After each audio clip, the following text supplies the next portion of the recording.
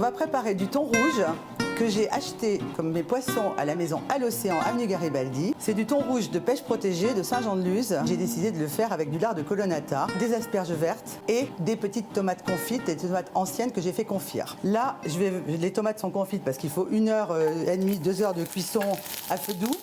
Pour que mes tomates soient assez confites, il faut les monder, c'est-à-dire qu'il faut les plonger dans l'eau bouillante, mais ça toutes les ménagères savent faire, pendant même pas 10 secondes.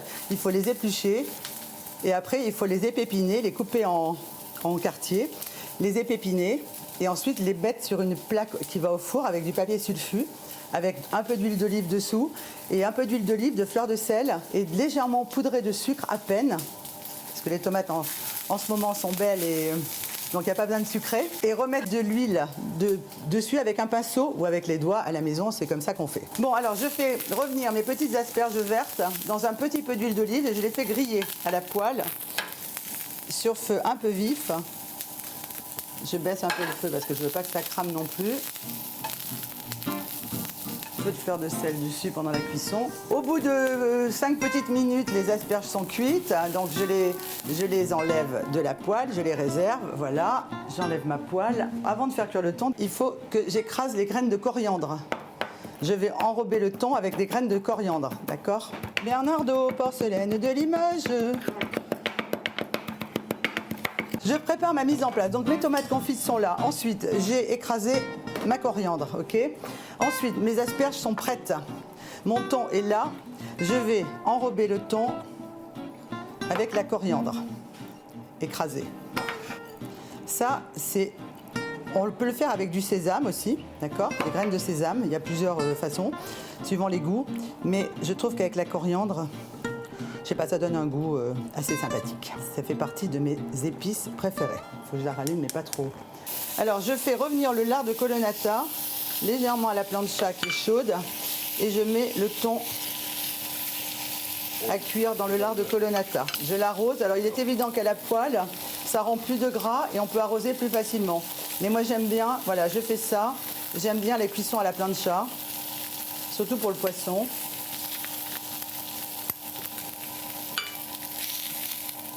Je retourne, je fais griller sur toutes les faces. Voilà. Je retourne de chaque côté pour faire bien imbiber. Que le thon trop cuit, surtout un thon de cette qualité, c'est moins bon. Je le fais très souvent cru, avec une marinade, parce que j'adore. Voilà, j'enlève le thon, j'enlève ça. Et je vais tout de suite mettre sur le thon la tranche de lard que j'ai réservée, qui va fondre. Voilà, est-ce que vous voyez comme ça fond?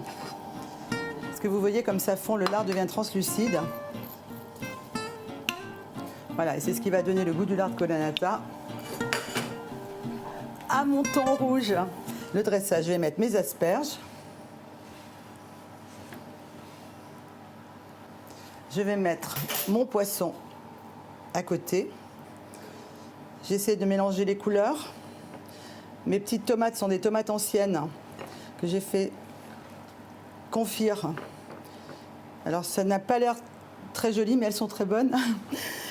C'est beaucoup plus facile de faire des pétales avec des tomates rondes. Et en ce moment, celles-là sont magnifiques. Donc les vertes, les rouges. Je mets un peu de coriandre.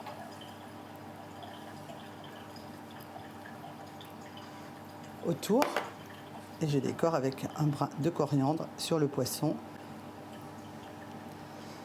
Voilà, c'est dressé sur les assiettes de la maison, évidemment non sans raison, puisqu'on avait fait il y a déjà 6 ans, je crois, le tataki déraisonné de Marianne, à cause de non sans raison. Bertille et Martial Dumas avaient trouvé que l'intitulé du déraisonné était super. Là, on va dire quoi pour ça?